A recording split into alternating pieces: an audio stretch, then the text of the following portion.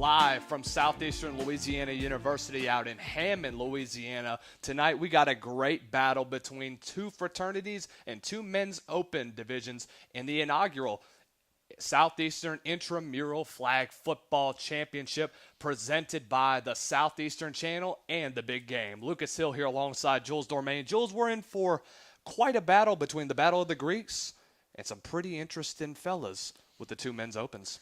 Yeah, see, the Greek league, it's more of a tighter league. There's less teams, so these teams create rivals with each other because they play each other so many times a year. They still play the same amount of games as the Open League, and these rivalries can go from year to year. Kappa Sig has looked like the juggernauts, but Theta Xi, don't count them out tonight. We're going to go down to Will Sensley with our sideline report for more insight on tonight's game. Will, what do you have for us? Thanks, Lucas. Today we will cover a doubleheader in the Greeks men and the men's open. In the Greeks men, it's the undefeated Kappa Sigma and the 3-2 Theta Xi. The men's open will be the undefeated SE Elite and the 5-1 Egg White Beaters. As the team prepare, we will crown two champions, and we will sure have some great flag football action. Back to you, Lucas.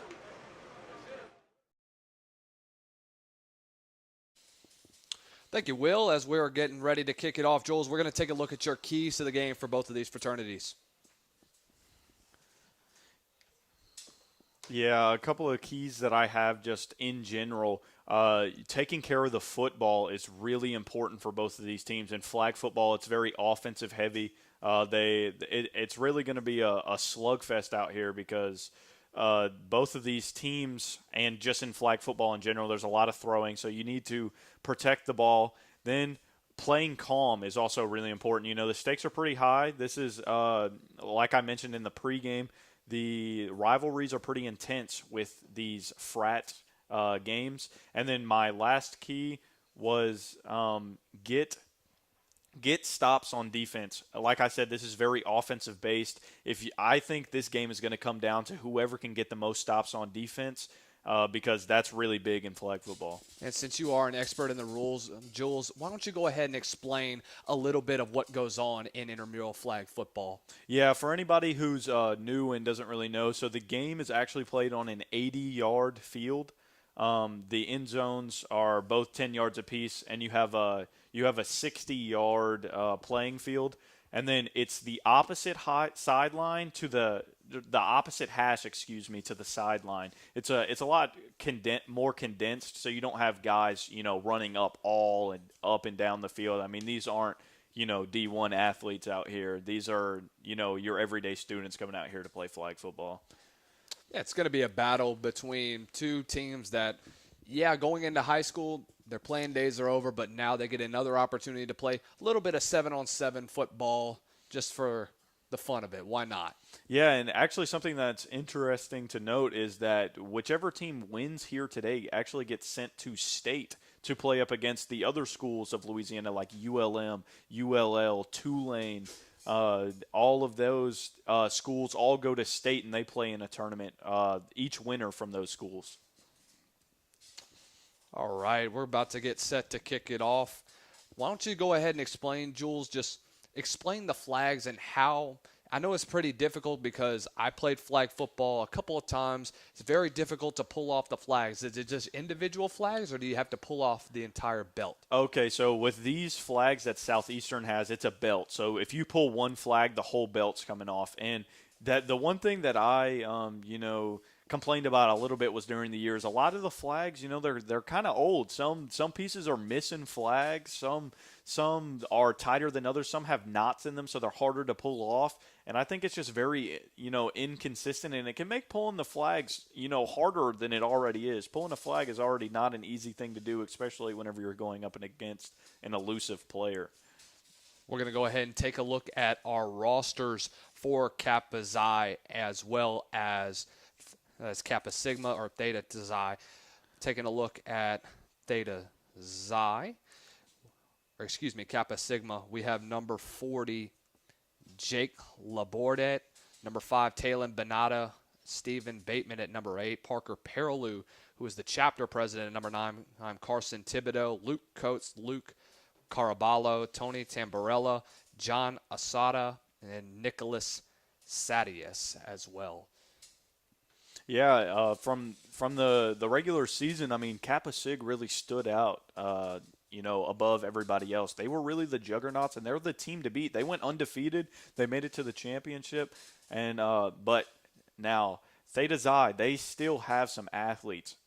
Mingo Gutierrez, he is an absolute monster on both sides of the ball. He plays both sides of the ball for Theta Xi. A lot of times, he's the one that you can see him. He's lined up with the ski mask on at receiver. He is probably one of their best offensive weapons, and he has a knack for finding the end zone. Taking the snap, pressure's on, going to roll out to the right. Dumps it out into the flats, going to make a move, and his flag's going to be pulled down at around the 21-yard line. Look, I already said his name, and he's already getting involved. That's Mingo right there. I mean, he's a monster athlete, and I think he'll be a big part of Theta Xi's offense today. Watch out if he does get into the end zone. He's going to be a very athletic playmaker. He's got a pretty interesting celebration as well. Yeah, he does a backflip every time he scores. Not many people out there can do a backflip whenever they score. Taking the snap, going to quick out. Flag's going to be pulled down immediately now near the 25-yard line. Yeah, I mean, that's just a simple, quick throw for the QB. I mean, it gets you down the field. Another thing that with the rules of flag football, there's only so many first downs. I believe it's every 20 yards is a first down. And so you really only have three sets of downs to get into the end zone. Looking at maybe 3rd and 15 right now for Kappa Sig, Theta Xi. And that flag is going to be pulled down immediately. That's going to be a sack. Yeah, that's a huge sack. With flag football, it's actually really hard for you to block a rusher because, I mean, really, you can't block. You can't make contact. You're really just supposed to impede the path of the rusher, something that I had to do a little bit in the first round of the playoffs for us, and me being, 5'9", not the greatest blocker on the field. And with this being 4th down, would you encourage them to punt? No, I don't think punting is the option here. In flag football, you just pretty much always go for it. That was a nasty pump fake right there. Going to pick up about 9 yards, but that is to not be.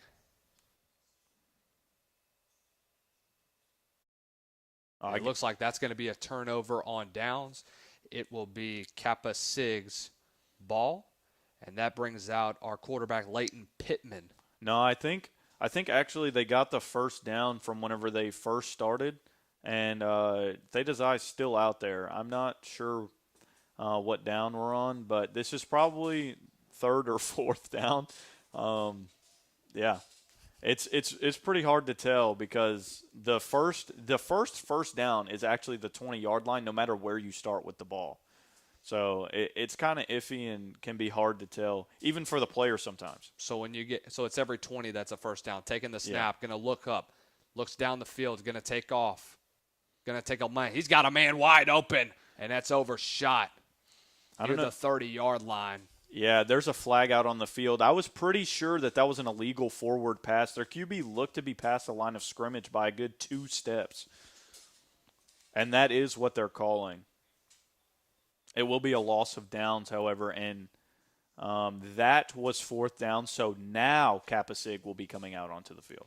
And that brings out quarterback Leighton Pittman. I'll go along with Parker Perilou, John Asada, Talon Benata, Stephen Bateman, Luke Carballo, Nicholas Sadius, Luke Coates, Chandler Fernandez, Sam Kleibart, Jake Laborde, Leighton Pittman, Bryson Semino, Anthony Tamborilla, Carson Thibodeau, Jordan Trapani, and Logan Verga.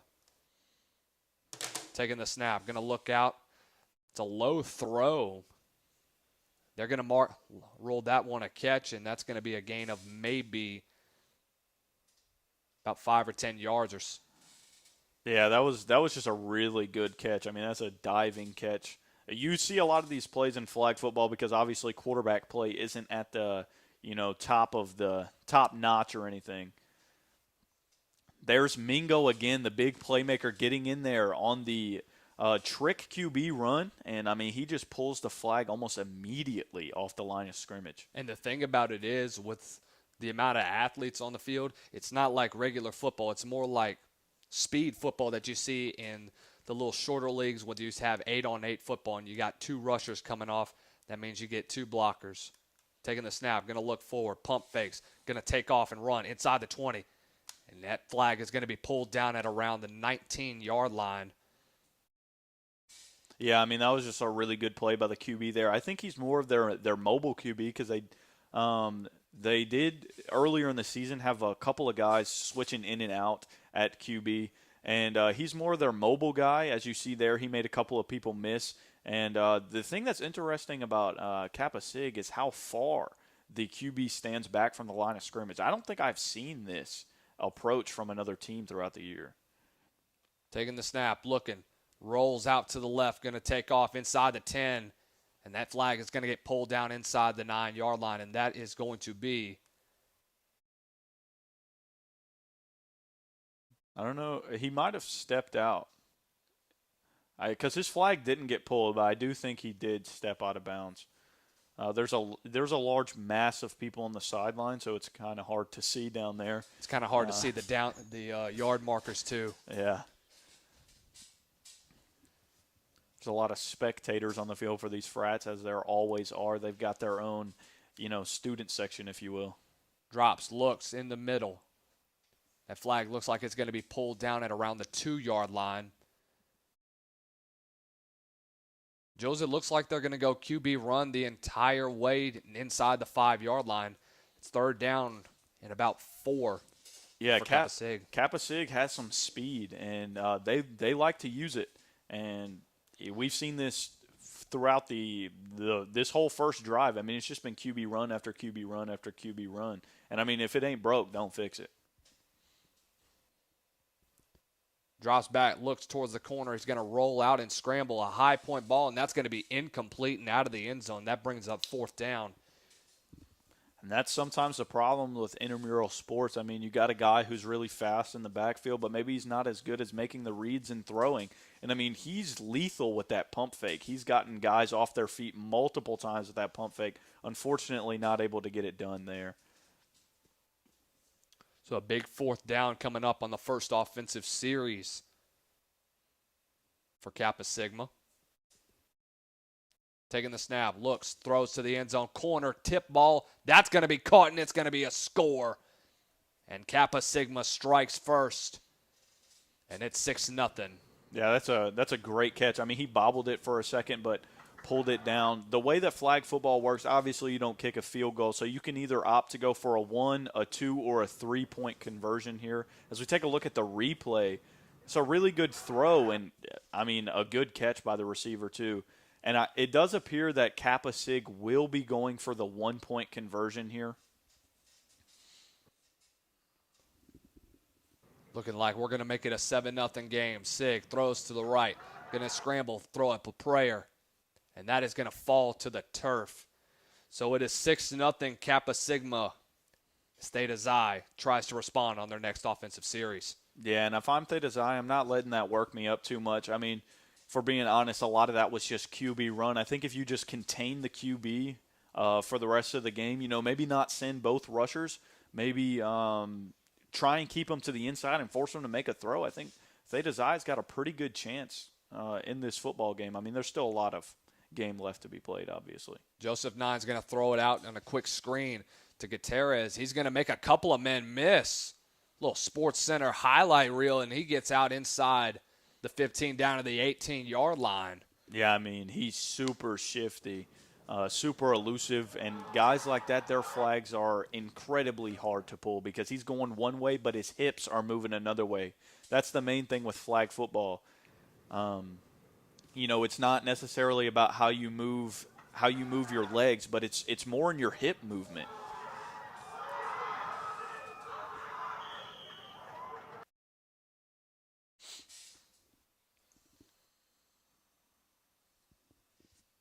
Nine takes the snap. He's got plenty of time.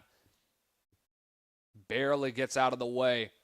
going to take off and run down near the sidelines. Makes a couple of men miss and is going to be pulled down at around the 30-yard line. Just great escapability to get out of the pocket and roll back out and save a good bit of yardage. Yeah, both of these QBs look to be phenomenal athletes. I mean, they're both really quick, and once they get out of the backfield, I mean, man, you've seen they're dangerous. They can make people miss. They can just put their head down and run. I think we'll see a lot of QB runs in this game. Going to throw to the sideline. Got a man open in space. And this flag is going to be pulled down at around the 47-yard line. Nice little go route.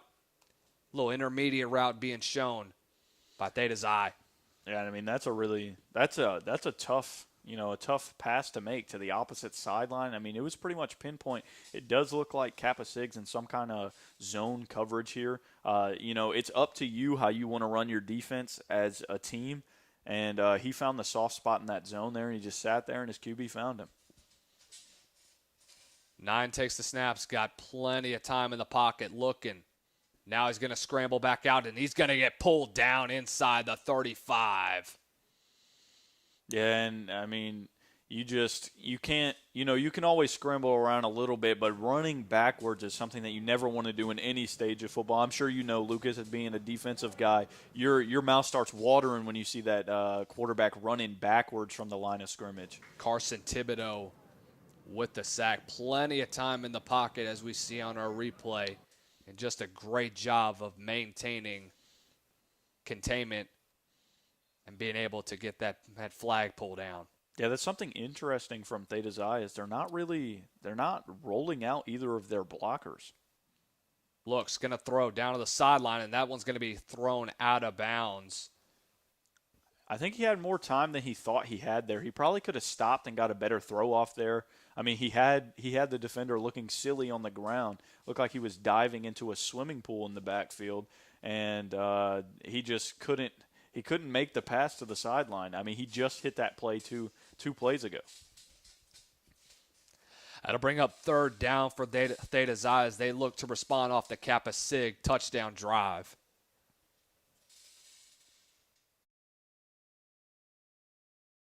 Nine takes the snap, looks, pumps, throws, dumps it out into the flats. That flag is going to be pulled down at around the 42-yard line. I think that's something that they need to do more. Get their blockers involved in the passing game. I mean, at the end of the day, this is flag football. You don't really have a quote-unquote, lineman. They're more like tight ends in a traditional sense where they do a block and release. So that'll bring up fourth down for Theta Xi. I believe that the first down is right in front of them. Going to throw down to the crossing pattern. Got a man inside the 40 and in, down to the 39-yard line. That's Mingo again. He's obviously a top priority in their offense, and he was making plays on defense too. Big first down for Theta Xi as the drive continues on the opposite side of the field. Yeah, they decide to only rush one here, and the receiver gets to the outside, and since they only had one guy rushing, I mean, he really has all day, especially whenever the rusher's on the ground. I mean, you can't pull too many flags off of the ground.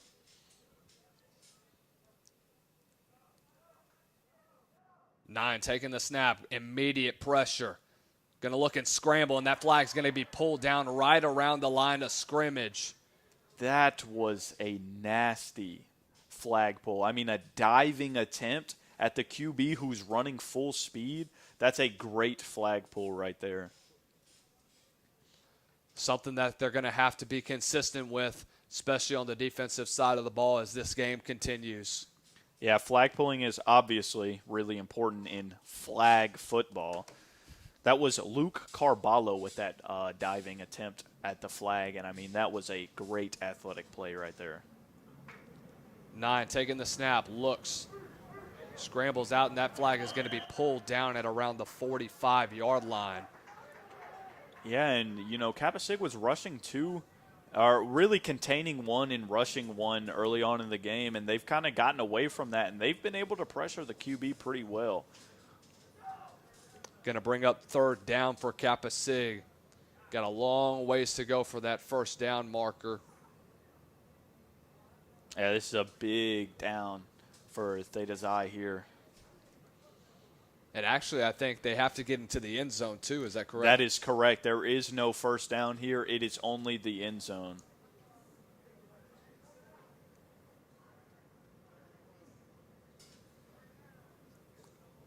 So you got to find a soft spot in the defense, and you got to attack it. You got 3 deep. Don't be surprised if you see short underneath. Play action, looking. 9 looks. Going to take off and run. And that flag is going to be immediately pulled down at around the 43-yard line. And a big fourth down comes up for Theta Xi. That's Carballo again with another great flag pull. I mean, he's pretty much in a outside zone, and he's reading the QB run and coming all the way across the field and snatching his flag. That's 2 plays where he's done the exact same thing, really keeping that QB run in check. Playing more of that quarterback spy that you see, especially on defense, especially at that Mike linebacker position. That's what you want to see. 9 takes a snap. Pressure coming, going to go down, and that's going to be a sack. And a huge turnover for Kappa Sig. They're going to take over on the opposite side of the 50-yard line.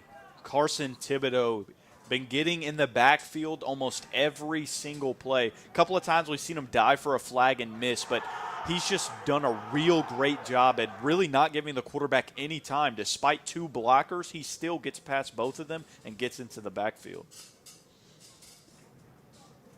Impressive showing already for Kappa Sigma. As you mentioned already, Jules, with the winner heading out to Monroe, Louisiana shortly for the state championship game of intramurals.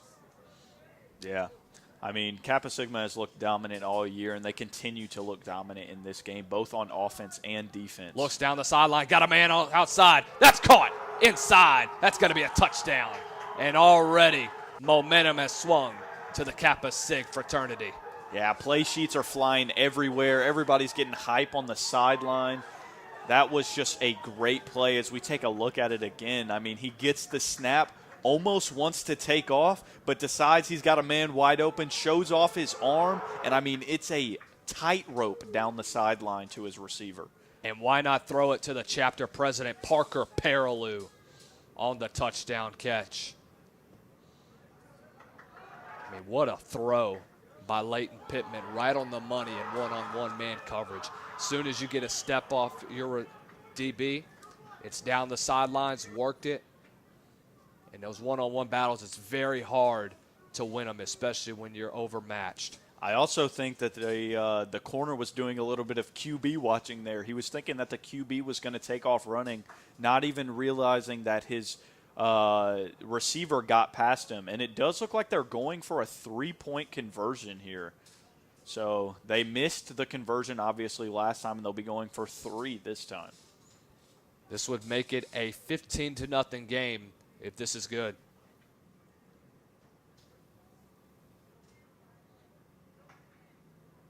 Pittman takes the snap. It's going to roll out to his left. Looks towards the corner of the end zone. That is caught down the corner of the end zone, and it's a 15-0 game. Kappa Sig with all the momentum.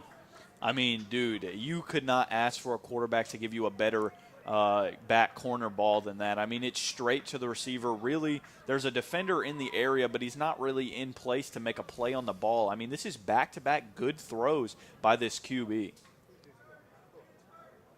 Perfect. Got both feet in bounds in the back corner, nobody around him.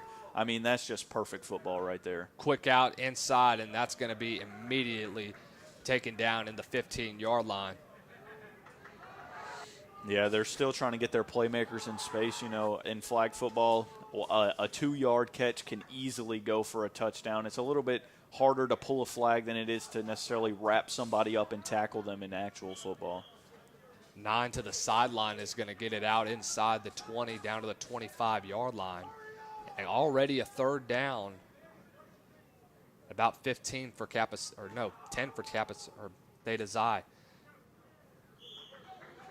Yeah, they got the first down there. I mean, that's just good play calling. I mean, they're running hurry up here, and I think that's what you got to do against these rushers. Don't give them any chance to take a break. I mean, they're running every single play. Good pinch block there.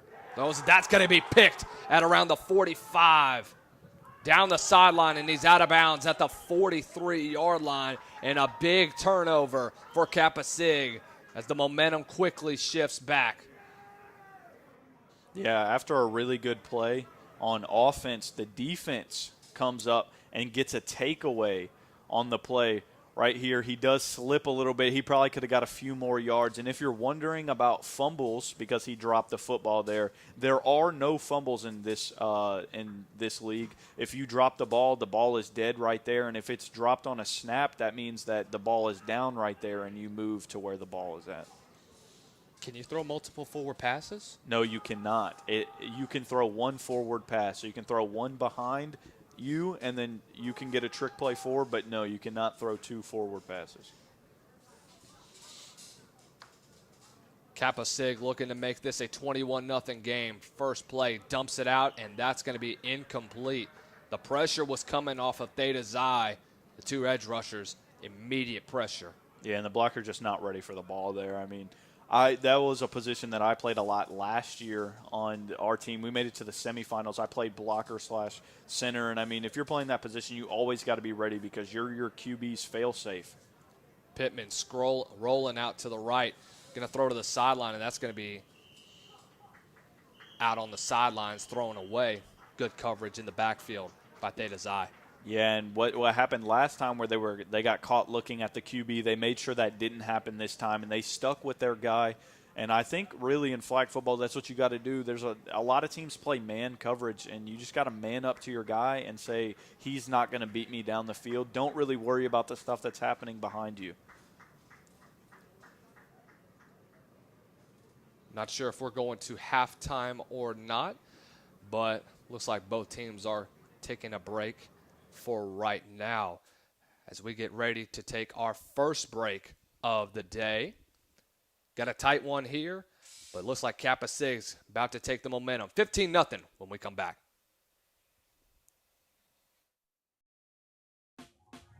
Last week, Brandon met a girl on a dating app. One day after work, he finally found the courage to ask her out. No answer. He started to panic. Was he being too pushy? Maybe it was too... Hey, sorry I didn't respond. I was driving. I would love to go on a date. How does tonight sound? Brandon tried to play it cool, but inside he knew. A girl so smart, so responsible. She must be a keeper. ¿Qué color? Perfecto, amigo. Gracias. Thank you. What's wrong, mijo?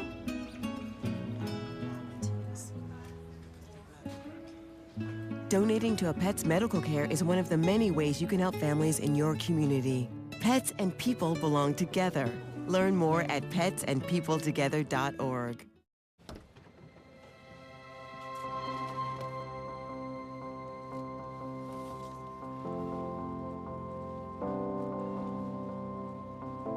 The impact of a meal goes well beyond feeding our bodies. Food can open endless possibilities for people to thrive.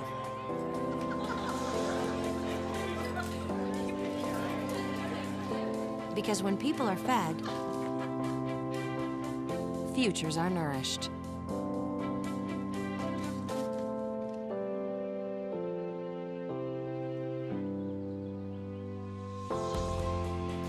Everyone deserves to live a full life. And with your help, together we can end hunger. Join the movement at feedingamerica.org/actnow. Every day, thousands of kids start vaping. And I can't let this happen to my kid. Of course, it's awkward to talk to your kids about the dangers of vaping. Hey, bestie, how's sketches, ready? It's hard to get their attention. Ready? Go. Yes. Look at that. You even turn yours over. So if you want to talk to your kids about the dangers of vaping, you have to get it trending. Right, Backpack Kid? Let's do it. First, invite your kid to do the vape talk. Let's try this. All right. Why is he here? Yeah, I gotta get it trending, honey. Come on.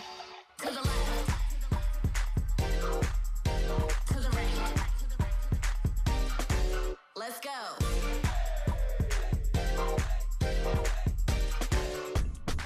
Oh, honey, can we talk? Yeah, what's up?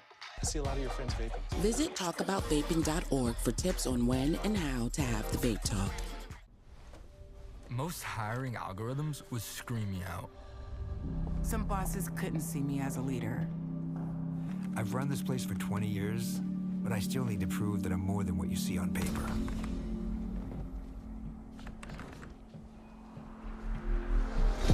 I've been running code as long as I've been able to reach a keyboard. This is what I do. It's second nature for me, coordinating 100 details at once. It's the way my mind works. I have a very mechanical brain. I sold them on my skills. You gotta be so good they can't ignore you. My magic is analytics and empathy. That's how I'm getting clients. You have to have the confidence in yourself to show up and defy the odds. I'm more than who I am on paper. I never got a college degree. And today, I'm the CEO of my own company. People want to tell me I'm one in a million. Back to our second half action of our inaugural Southeastern Intramural Flag Football Championship, brought to you by the Southeastern Channel on the Big Game. Kappa Sigma holding a 15-0 lead over Theta Xi. Lucas Hill here alongside Jules Dormain. So far from the first half, it's been a wild first half, all going to Kappa Sigma.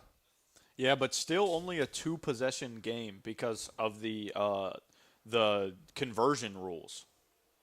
What a throw in coverage, and that one is going to be caught right near the 50-yard line. Just a great throw on the crossing pattern in double coverage. And first down, Theta Xi. Yeah, I mean, he continues to show off his arm.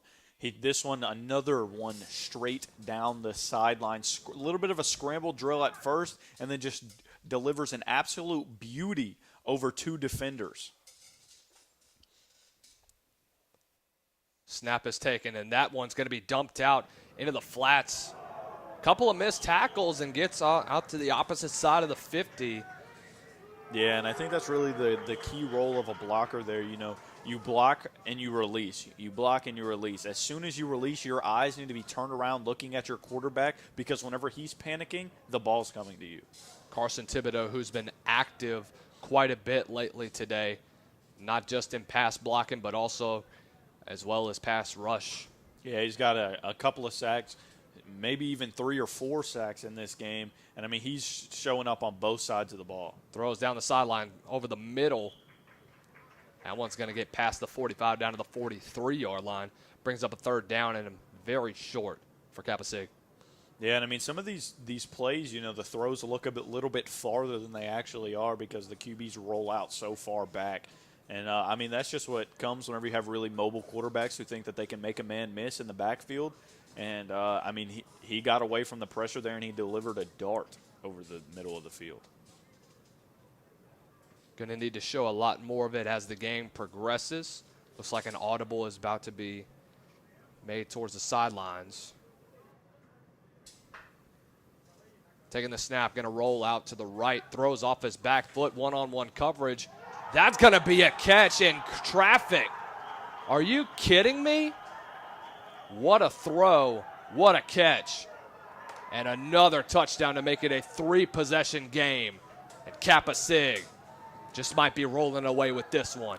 Yeah, I mean, it's a little bit of a wobbly throw, but talk about Randy Moss head-topping him and stepping over his defender after the play. I know that's got to feel good to get done in the championship of flag football.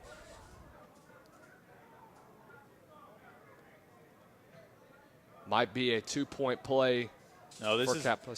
Yeah, you're right. This is a 2-point conversion by Kappa Sig. This one will make it a 23-0 lead for Kappa Sig. Takes the snap, drops towards the corner of the end zone, and that's going to be out of the end zone. Yeah, and it looks like they bring in another quarterback. I talked about this earlier in the game. I've seen number 8 play quarterback in some other games. He comes in, the lefty, throws it up just a little bit too far. It's really, on these shortened fields, it's really hard to gauge where the back of that end zone is because you don't have the big borderline in the back. Going back to that catch, that's something that Randy Moss is going to have on his You Got Moss highlight tape. That right there deserves a come on, man. Yeah, that was nasty. I mean, like I said, the throw wasn't perfect, but the receiver just went up. He found the ball, high pointed the ball, pulled it down, and came down with the catch. It was honestly pretty good defense too. Looks like there was another penalty, so it looks like this will be a retry. Yeah, I guess they did call a penalty on something. Going to throw it towards the corner of the end zone again and again. Another great catch down the corner of the field and a little talk going back and forth. Hey, like you mentioned already, Jules, in intramural sports, it gets very competitive. Yes, especially in these Greek leagues. I mean, they played, like I said, they've played each other a few times already this year, and they have rivalries that build up year in and year out. This is another look at that Moss. And I mean, oh my gosh, the defender's turned around looking in all the wrong directions, and then he goes and stands over him. I mean, that's just a nasty, nasty move. So how does Theta Xi respond? Taking the snap, going to go quick across the middle. Is that going to get picked again? No, that's going to be an incomplete pass. Threw it right into coverage in one-on-one situations. Safety comes over, bites on the football, and about nearly gets him an interception. Yeah, the receiver bobbled it a little bit there and almost handed it to the defense. 9 takes the snap, going to throw across the middle and miscommunication across the field. Yeah, and the receiver not very happy about that one. Punching the turf. He obviously there was a misconception on the route run there, and yeah, we actually have a sub in for him. He took his shirt off. I mean, he's heated.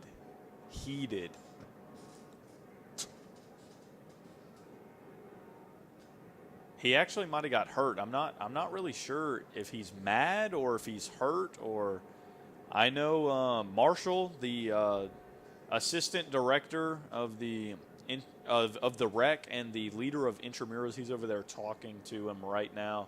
I'm not really sure what happened there.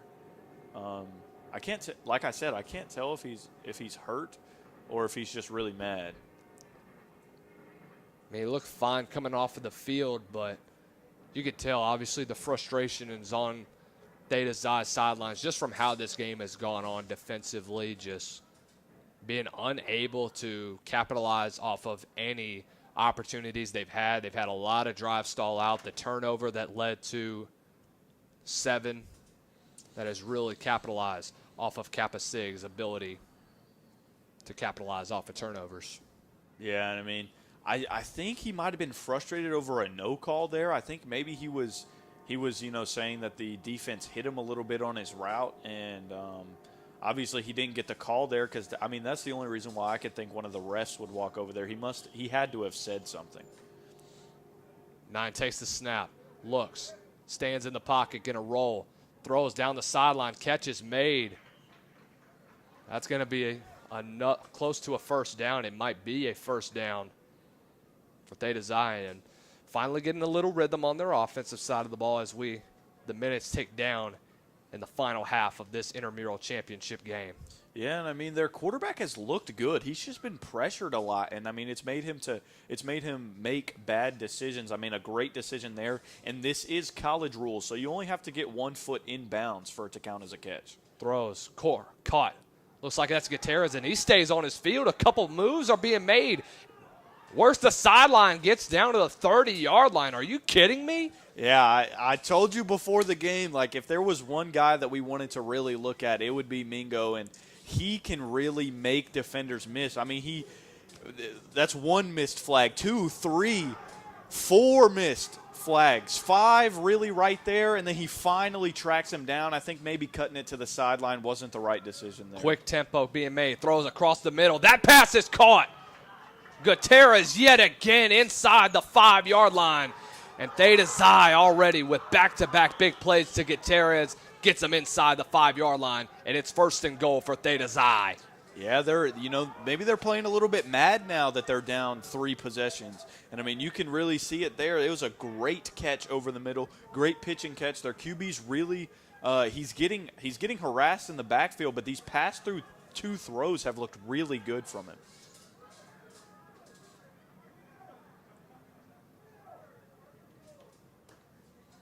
Nine takes the snap, looks corner of the end zone, caught. Gutierrez, why not finish it off? Touchdown, and Theta Xi is right back in this football game. Yeah, and I mean, that's just great execution. I mean, at the end of the day, what do you do in football? You get the ball to your playmakers' hands, and they did that 3-4 times in a row on that drive. It's what you needed to do. Looks like they're going to be going for 2 right now because you back it up every 5 yards for every point conversion you want to get. That is correct, yes. So they are going for a 2-point conversion here to try and cut into the Kappa Sigma lead. 9 throws, going to look. And it looks like they're going to rule it into the end zone, and that's going to be a 23-8 ball game. And hold on a minute. We got a ball game here in Hammond, Louisiana. Yeah, they still need a little bit of help. Obviously, you need to get a stop on this next possession. But take a look here again. 9 rolls out, and he goes for the pylon. A little bit of a scooch into the end zone. And, I mean, he did a good job because there's actually a penalty in flag football. If you try and seek out contact or not avoid defenders whenever they're running at you, it can be called for flag guarding. But he did a good job there of scooting his way into the end zone. Jules, you don't know who this is, but he just that would be pulling a Mike Allstott. Every time Mike Allstott would run the football, he ran with authority, and as a fullback, you got to look for contact on every play. Shotgun snap. Pressure already, dumps it out into the flats. That's going to get down to the sideline and works towards inside the 25 down to the 30-yard line. Kappa Sig moving down the field already after the first play. Yeah, and, some people might have thought that he got sacked there, but actually a tie on a sack goes to the offense. So if you throw the ball as soon as somebody pulls your flag, the no doubt goes to the offense just in case to clear up any inconsistencies with calls and stuff like that.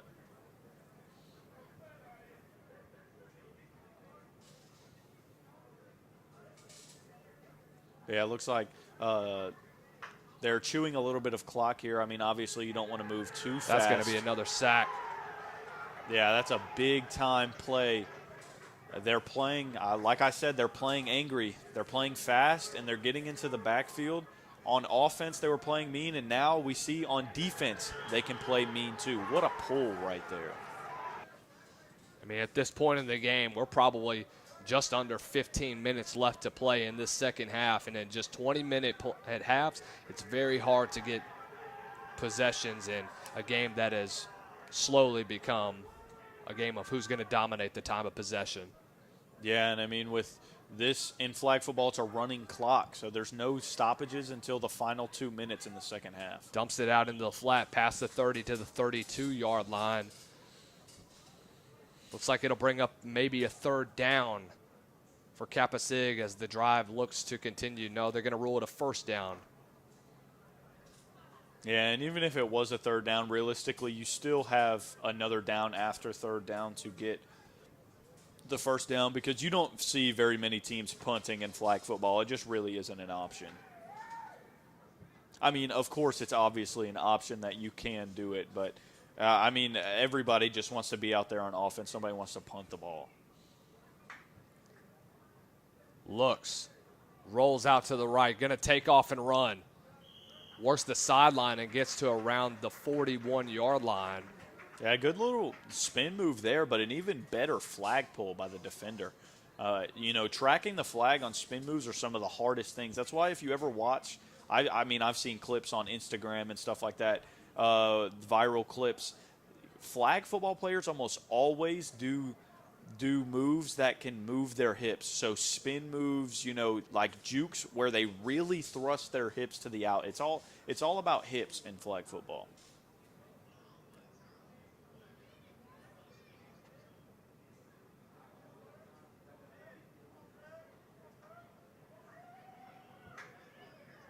Takes the snap, rushes 2. 1 falls down, and already that's going to be a live football.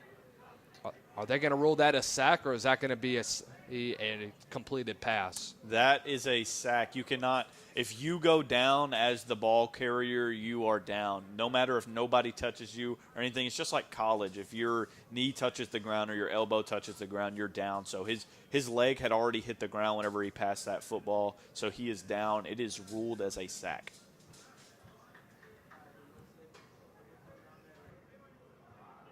And like you mentioned already, Jules, the rivalry between these two fraternities lies down deep. Yeah, it's been built up. You see them clapping, getting active on defense. They're talking a lot of smack. They got people on both sidelines rooting for both teams. So this is a very high-stakes moment. Looks to the sideline, and oh, wow, the flag is going to come out. And already tempers flaring as a very nasty situation occurs on the sideline. Yeah, and I mean, I don't know about that play right there. I mean, obviously a flag. I mean, he lowered his shoulder and went for the tackle into the sideline. That was something I was not expecting to see in today's game. You know, you'd see this on a Sunday night or a Saturday night, but I mean, he gets down there and he lowers his shoulder right into the QB, and I mean, they get up and neither of them happy about what happened. I'm all for it. I mean, it's definitely interesting as a viewer, but I mean, I really was not expecting to see that. I knew coming into this that this would be a pretty heated game, but I did not think that we would see a tackle in Strawberry Stadium today.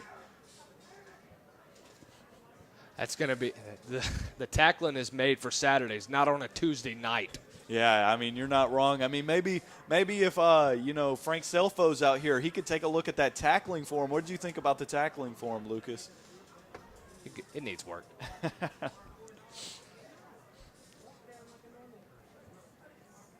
Yeah, the penalty moves him up about I think it's 10 to 15 yards, and you automatically get a first down on any unsportsmanlike penalty in flag football. I'd watch for the one-on-one matchup yet again down at the bottom of your screen.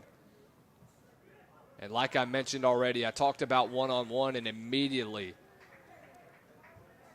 nice little post pattern across the middle of the field. Gets it down inside the 35 to the 31-yard line as Kappa Sigma continues to run clock. Yeah, that's their president of the fraternity. He also had the Moss clip earlier. I mean, being the president of the fraternity, getting a Moss clip, multiple first downs. I mean, he's having himself a game. The Sigma males are going crazy. Some may say that. Yes, they are going crazy. Drops, looks right down to the sideline. Is that going to rule it a touchdown? No, I think, nope, they're ruling touchdown on the field. I thought he was short, but I mean, that's a great sidearm pass, looking like a little bit of Phillip Rivers right there. So we take another look at this. Lucas, tell me what you see here. Obviously, backside pressure, good throw to the sidelines. Yeah, I mean, that's a great throw, and I mean, the ability to get the foot in there, I mean, that is insane. You talked about Phillip Rivers. Phillip Rivers put about 50 more pounds on this young quarterback right here, and maybe you might have a Phillip Rivers. Yeah, and I mean, Phillip Rivers had a little bit of a mobile game too whenever he was in the league. So he also had a great talking game. That is very true.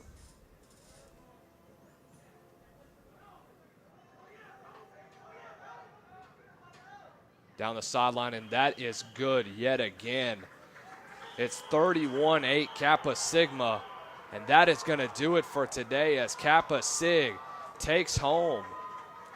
Yeah, that's actually the mercy rule. If you're down by 19 with less than 2 minutes to go, the game's automatically over. So, yeah, Kappa Sig getting the mercy rule victory in the championship here today. And like you mentioned already, Jules, this is a team that's going to be a force to be reckoned with as they move on to the state title game out in the University of Louisiana at Monroe over at Warhawk Stadium.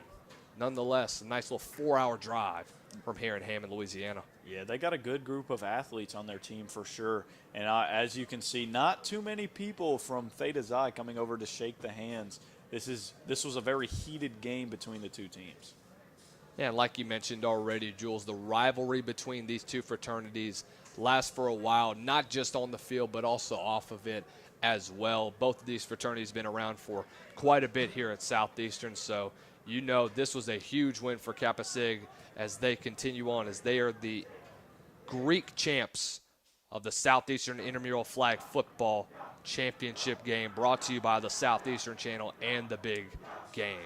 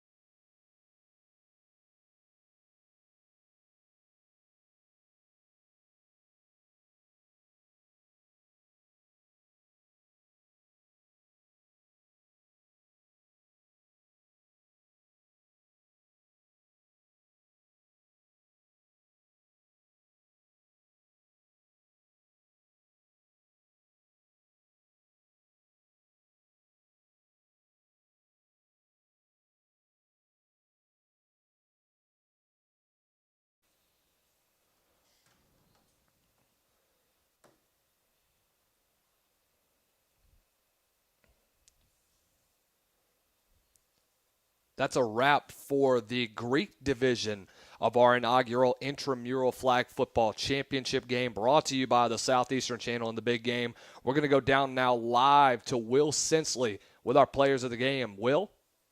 Thanks, Lucas. Now, that was an amazing game. Now, what was y'all mindsets throughout the game? Not really much on my mind to come out here besides just to win. You know, I knew who I was playing against, knew my competition, knew what I had to do, and I came out here and got the job done. Okay, and last question. How does it feel to win the championship? It's the best feeling in the world. I'm about to get all these points, get the Intramural trophy again for probably the 5th year in a row. Ready to do it again in all the other sports and be number 1, best of none. Back to you, Lucas.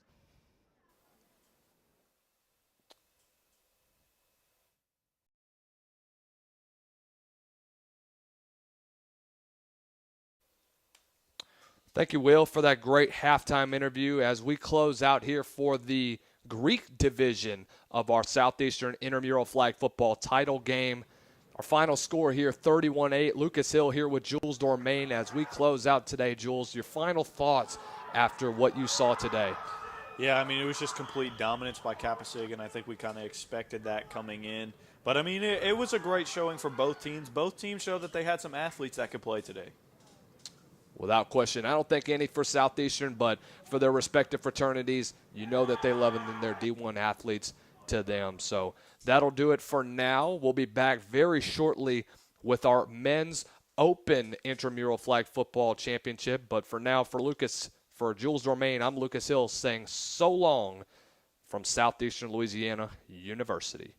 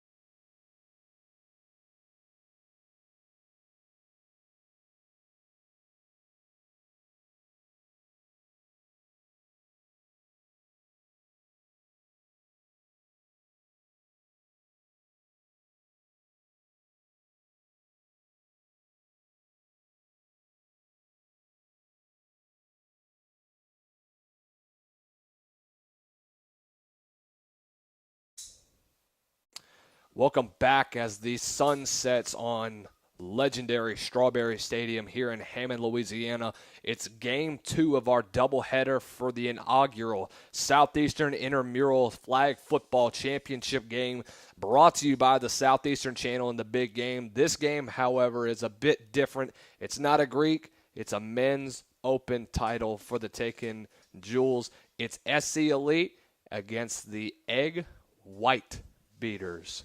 Yeah, I actually played in the Open Division this year. My team unfortunately got sent home in the first round of the playoffs in overtime.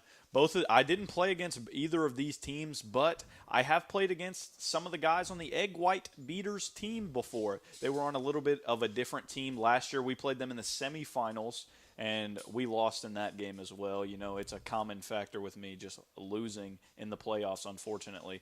But maybe not for the Egg White Beaters today. They look to take on the SC Elite, who are the number 3 seed. Yeah, and SC Elite came in just a 3-2 record, just barely over 500. Came in slightly an underdog going into this playoff bracket, but came away and is now in the title game with a chance to head to Monroe very shortly for a chance at the state championship level. Yeah, and obviously both of these teams have some real athletes on their sides of the football. Both of these teams are very gunslinger-esque teams. They like to throw the football, and they like to throw the football a lot. But one thing to note for SC Elite is they rush almost 2 to 3 defenders almost every single play. Puts a lot of pressure on the QB. About like a Greg Williams defense from the old Saints teams. Sending a man in motion, going back towards the slot.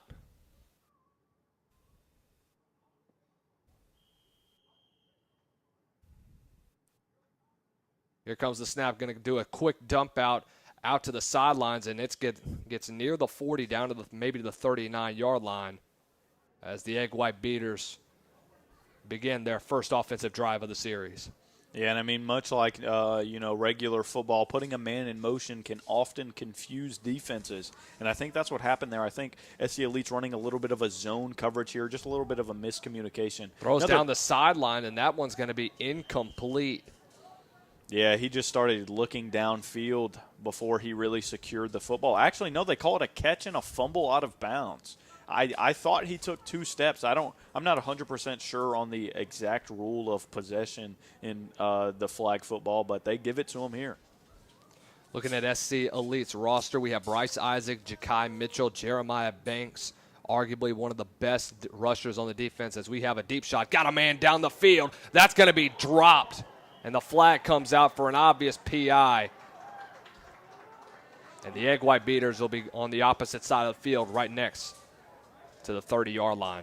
Yeah, and I mean, some of the people at home might be watching this game wondering why there was a flag thrown there, and it's simple. This is flag football. You're not really supposed to make contact with people. And, I mean, the throw's a really good throw. It's well placed and a little bit behind him, but he throws them to the ground. In flag football, you just can't do that. But similar to college rules, the ball is not placed at the spot of the foul. It's only a 15-yard penalty.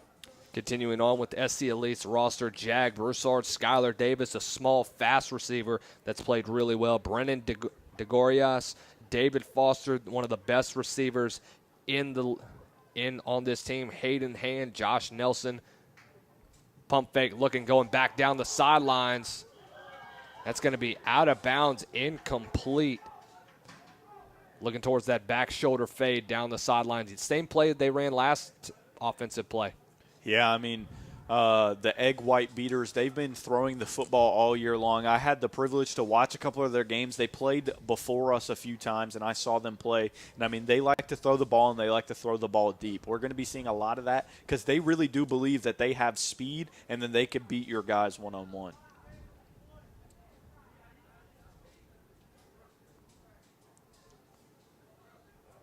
You'll use that a lot, especially on the side, especially in zone coverage. You want to get, like we mentioned last time, the last 2 teams played, you got to get a step on your guys. Quick dump out, and that's going to be incomplete, and that's going to bring up another 3rd down.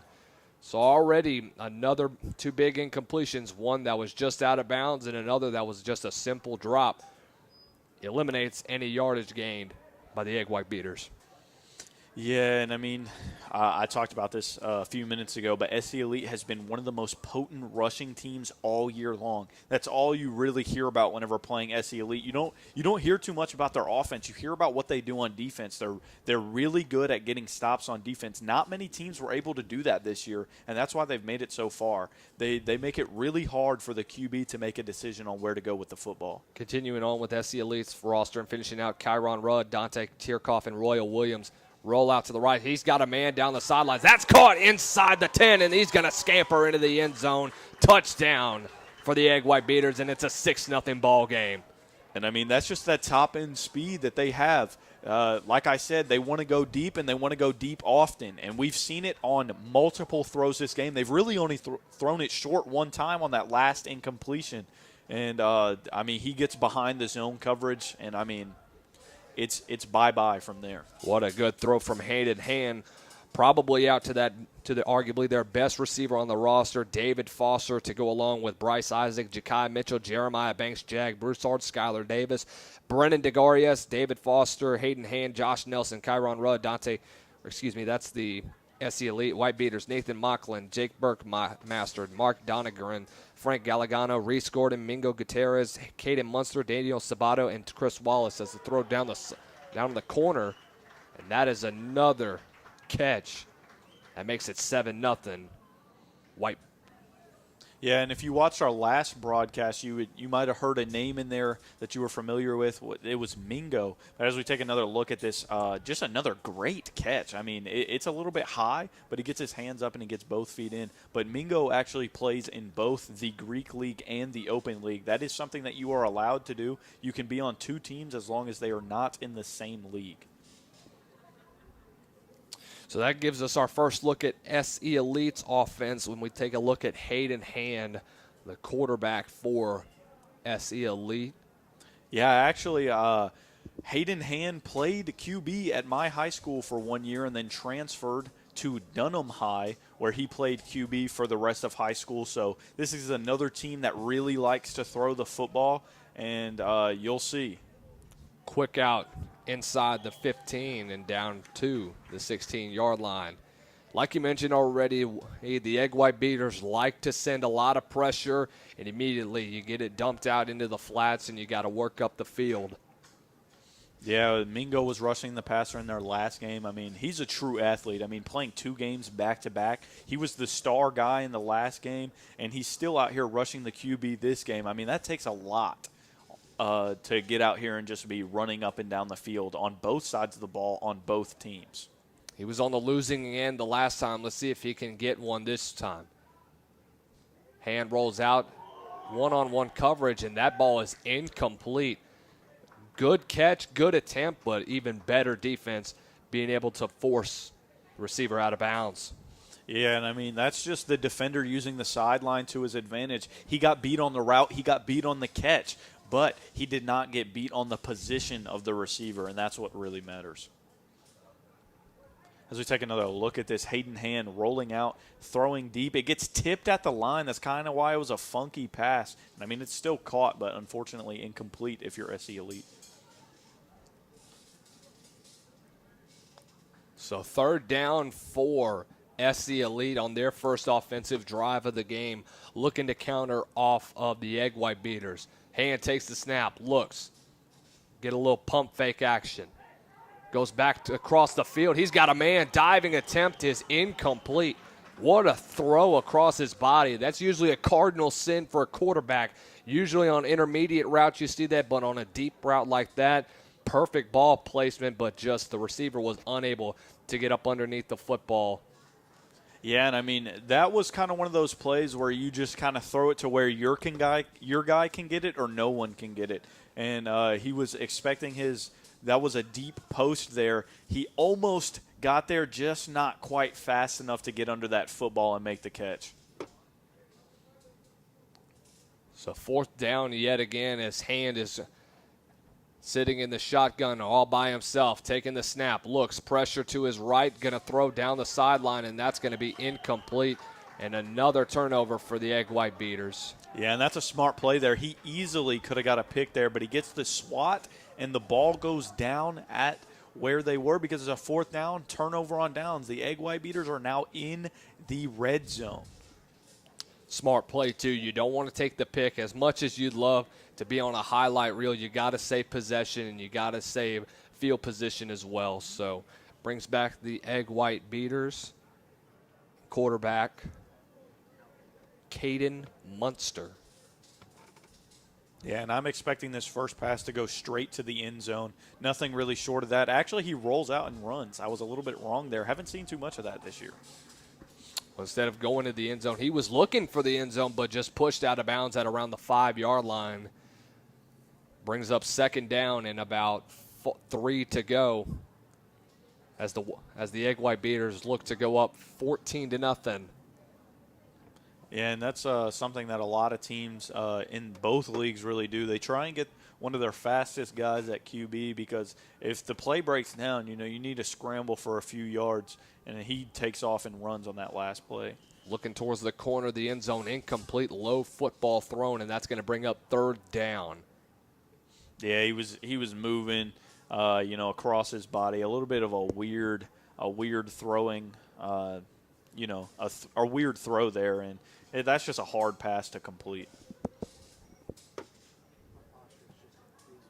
So a big third down for both sides of the ball. SC Elite looking to force the fourth down and potentially get their offense back on the field, while the Egg White Beaters are looking to make it a two-possession game as the closing minutes of the first half go. We are probably about just under 10 minutes left.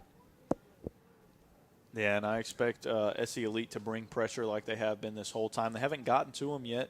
Only bring one. Looks into the end zone, walk-in touchdown is Caden Munster, and it's 13-0. Yeah, and I think that just wasn't the right decision there. I think you need to send two people on a blitz there. Instead, they drop one back into coverage to kind of cover the center, and nobody accounts for the quarterback on that play. If you have one rusher, you really got to play contain, and they don't do that there. They rush them straight up. That's an easy touchdown for the QB. Very surprising to only see one from SC Elite. Zone coverage was played across the field. They were looking for their athletes to get the football, but just a great play design by the Egg White Beaters as they go for one. Munster takes the snap, looks to the end zone, throws it up, and that's going to be incomplete, and it's 13-0 Egg White Beaters. Yeah, and I mean, he was almost sacked there. That was like a desperation heave, but I'd almost, on a conversion, I'd just rather take the sack because if you throw it up and it's picked and the other team brings it back, they get the points that you were trying to go for.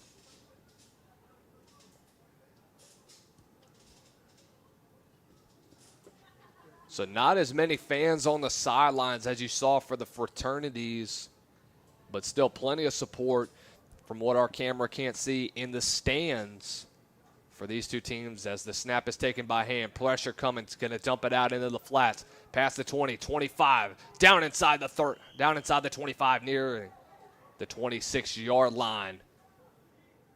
Yeah, and I mean, that's just a good quarterback making a good read here. I mean, you can definitely tell that this guy played high school football. The textbook flip pass there to probably one of the best athletes on this team. That's honestly where you want to put your best athletes, is your dump-off guys, so they can catch the ball in space and make a few people miss.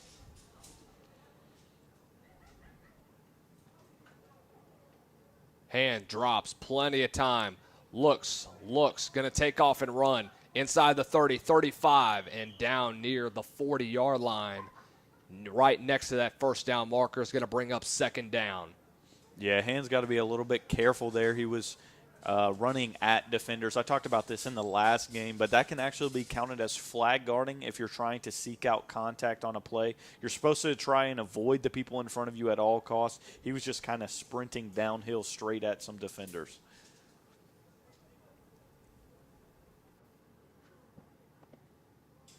Hand looking really consistent throughout this drive. It's going to roll out plenty of time. Now it's going to roll back out to the left, going to dump it out into the flats out to near the 40-yard line and gets past the 45. Yeah, something that I've really been impressed with is Hand's ability to make something out of nothing. couple of these plays, I mean, it's really looking like nothing's going anywhere. But his blockers, they know their assignment. They're blocking and they're getting into the flats and just looking at their QB, waiting for him to dump the ball off to him. And he's gotten a few yards off of what should be sacks because of that. Yeah, and usually, especially on the offensive side of the ball, that's what you have to play is short and underneath and let your playmakers make plays in the open space, especially going up against mismatches. But this isn't 11-on-11. This is 7-on-7. Hand immediately pressured off the inside, and it's already a good throw. And a tackle is made, but they're not going to call a flag on that. Inside the 40 down to the 36, and that's going to be a first down for SC Elite. Yeah, I don't think he was necessarily trying to tackle him here as we take a look at it again. I mean, Hayden Hand's movement in the pocket is great. But, yeah, he kind of just, like, grabbed a hold of his shorts instead of the flag, and he was diving, and that's kind of what happened there. Not as bad as the hit stick that we saw in the last game.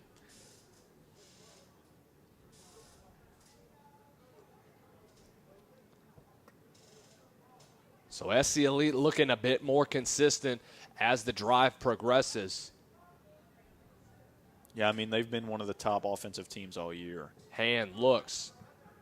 Pressure in his face, looks to dump it out into the flats, and that's nearly intercepted, but incomplete, and that's going to bring up second down. A very dangerous pass with pressure in his face. Yeah, and I mean, that's the thing that happens whenever you have a rusher in your face. It's really hard to see. What my QB used to tell us all the time in the game is, whenever there's somebody in your face, you really only have your one key guy that you really are thinking about. You're not thinking about where everybody else is at because you're just trying to get the ball off quick. You're not really surveying the field whenever somebody's rushing you right in your face.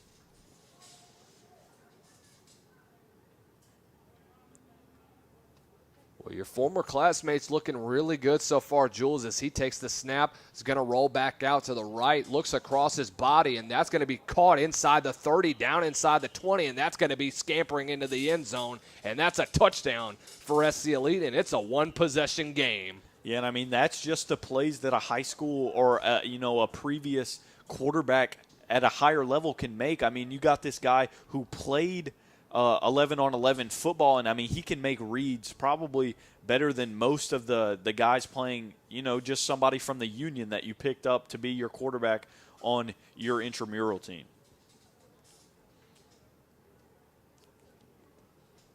Going to be going for one to make this a 7 or 6 point ball game.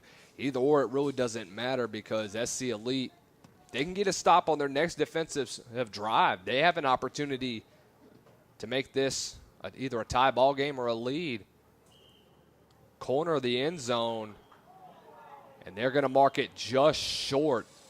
The ball was just below the pylon, and if we had a pylon cam down the sidelines, maybe we would get a better angle, and they're going to officially rule that no good, and it's 13-6. Yeah, the initial signal from Marshall, the back judge, was that he got in, but the side judge, he said he didn't quite make it there. And from up here, it looked like he was about a yard short. And when you're not wearing a flag, you only have to one hand touch somebody. And the receiver there not wearing a flag, so he got one hand on him. That's all he needed. He was down short of the goal line.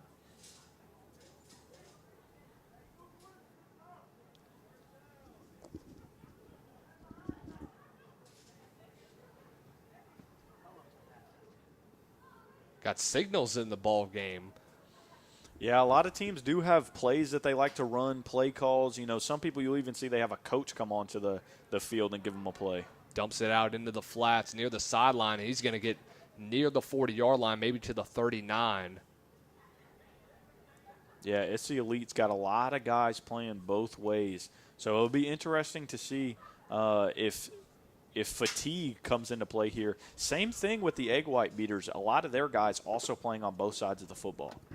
Official records, egg white beaters, 5-1 on the year. The number 5 seed, SC Elite, 6-0, and the number 3 seed.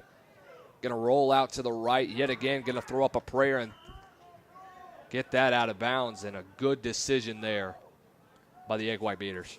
Yeah, I remember earlier in the season at one point, the SC Elite had a point differential of over 100 points through their first 2 games. They were putting up monster offensive performances all year long.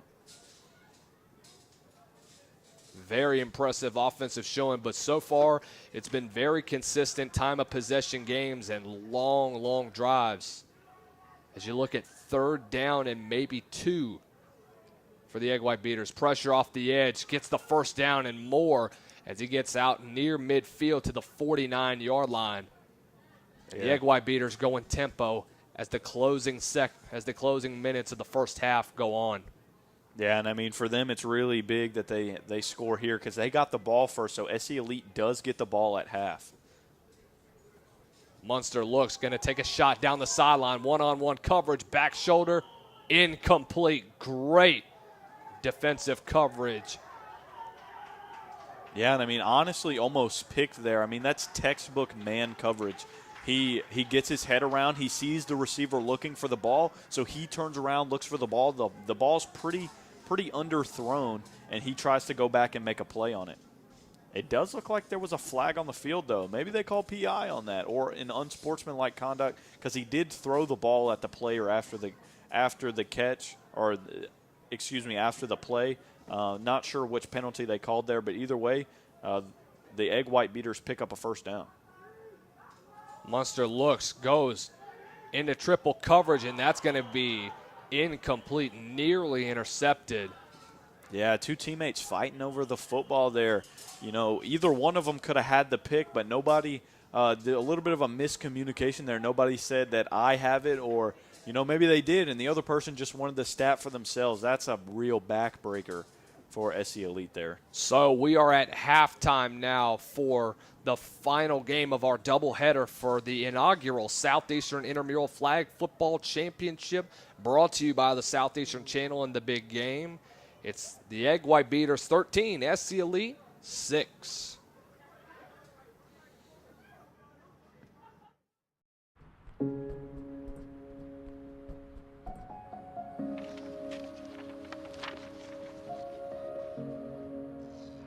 Dear moms and dads, we know it's not always been easy, and it's been a lot of hard work. What you have achieved here today is going to help us and our futures. It is why we are coming up on stage to collect your diplomas. Everything I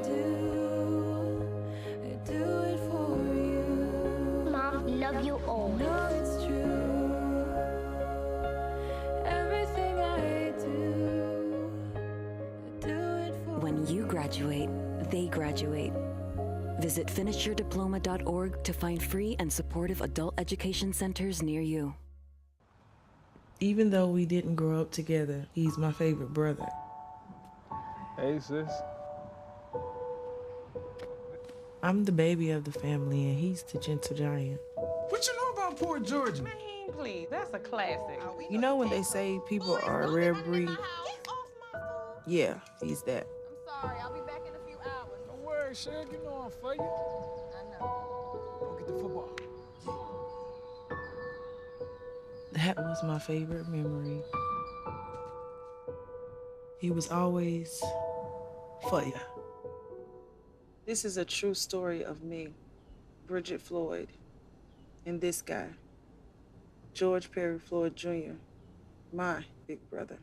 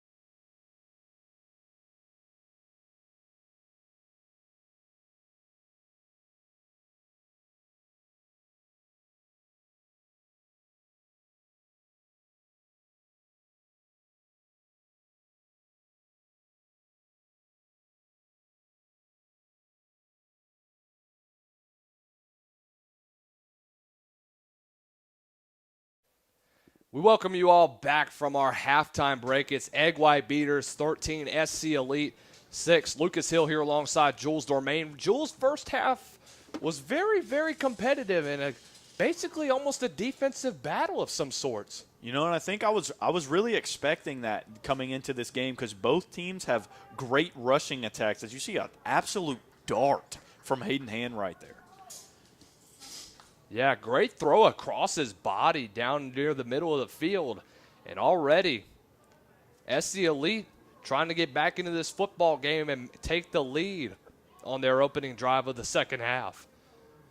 Yeah, you see him just roll out to his right, and I mean, finds the exact soft spot in the zone, gets it over the head of the defender.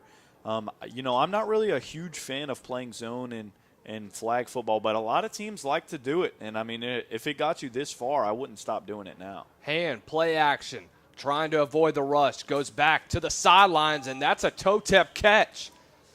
And that moves the chains. It's a first down, and hold on a minute. SC Elite looking ready to take the lead. Yeah, that was a little bit of a scramble drill there. You know, a lot of people their eyes are in the backfield looking at the QB. They're not really looking at where their receiver goes, and he's being his quarterback's best friend, getting to the sideline that he's on. And, I mean, that's just an easy pitch and catch. Near in the red zone is SC Elite as the opening half or the second half of our doubleheader, the conclusion of our inaugural broadcast of the Southeastern Intramural Flag Football title game presented by the Southeastern Channel, and the big game concludes a dump out pass over the middle inside the 30 and down to the 28-yard line. Yeah, just nowhere really to go with the football. That is the one thing about zone coverage. If you're able to run it well, it is really hard for QBs to make decisions on where to go with the football. If you're swapping off players in your zones, you're really communicating on defense. It can be a struggle for QBs to find somebody open downfield. And correction, the 23-yard line. The initial line of scrimmage was around the 28. It's a gain of 5 as Hayden Hand talking to his receivers, might be calling an audible. Expect your playmakers to get the football. His hand takes the snap. He's going to roll back out to his right. Looks across the middle. Is going to take off inside the 15. Yeah, and I mean, that was a good little move there, you know, like the fake cut back to the middle of the field and then stay on the sideline.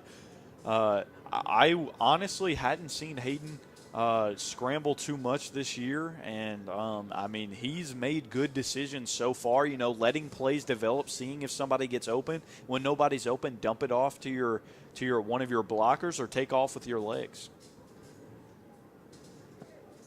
Got to be consistent with the football. Does Hayden Hand, you definitely don't want to turn over on this side of the field and give any momentum back to the Egg White Beaters, who came out with 13 unanswered points, and SC Elite looking to respond as the opening drive of the second half continues. Hand takes the snap. Going to roll back out, looking for the dump out. It's just going to throw it away. Good pressure by the Egg White Beaters, and that's going to bring up a fourth down. Yeah, I don't believe that there's any intentional grounding rules in flag football. So you don't really have to worry about getting outside of the pocket or anything like that. Even though he was well outside of the pocket, I'm pretty sure you can just chunk the ball 15, 20 yards down out of bounds if you want to. And the good thing about it is that there's no tackle box on the outside for your blockers, depending on how many you have. So that's a good thing for Hayden Hand, especially when he works the sidelines. Like, he doesn't have to worry about it like a typical quarterback would in 11-on-11 football. Hand takes the snap, looks back, going to dump it across the middle, down inside the 10-yard line and down to the 9. It does look like that was third down, and they have one more play to get into the end zone. And, I mean, I don't think it's even, a thought. You go for this here. Looks like they're marking third down right now, so that's what we're seeing from our head back judge and umpire and referee Marshall Graves right now, a former LSU basketball stud himself. Indeed, he did play at LSU for across the middle, career. touchdown. And just like that, SC Elite is an extra point away from either tying or making this a 1 or 2 point lead. Yeah, Hayden Hand doing what he's been doing all game, rolling out kind of off his back foot throw to the middle of the field where he finds his favorite target as this game has gone on. And it looks like this will be a 2-point play as SC Elite looks to take the lead with this next 2-point conversion. Yeah, and I like the aggression. I mean, you're either down 1 or up 1 here. Hand pressure.